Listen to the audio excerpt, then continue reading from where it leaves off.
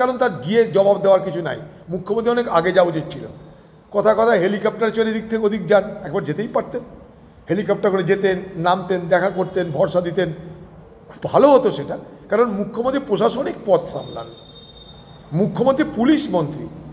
যেমন ডিজি গেল, তারও তো যাওয়া উচিত হয়নি, তাহলে আইজি আছে তারও যাওয়া উচিত হয়নি।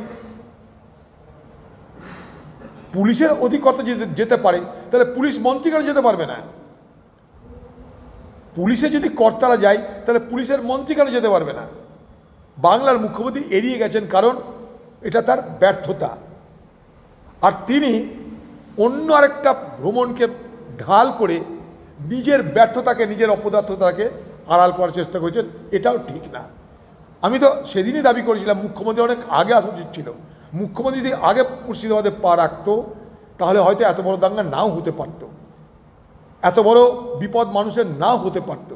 মুখ্যমন্ত্রী যদি এখানকার পুলিশদের সঙ্গে একটা ভিডিও কনফারেন্সিং করে জানার চেষ্টা করতেন যে কি ঘটনা কেন হচ্ছে, তার জন্য থামানোর জন্য যদি নির্দেশ দিতেন, এই ঘটনা ঘটতো না বলে আমি দায়িত্ব নিয়ে বলতে পারি, এই ঘটনা ঘটতো না। মুখ্যমন্ত্রী এদিক থেকে ওদিক যেতে তার কোনো অসুবিধা না। তিনি লন্ডন চলে যাচ্ছেন, স্পেন চলে যাচ্ছেন ঘুরতে ফিরতে, সেখানটায় তিনি কবিতা লিখছেন, পদযাত্রা করছেন, সকালে মর্নিং ওয়াক করছেন, কখনো সামনের দিকে, কখনো পিছনের দিকে, কখনো কবিতা বলছেন। এত কিছু তিনি বিদেশের মাটিতে করতে পারছেন আমাদের ঘরের মানুষের টাকা খরচ করে।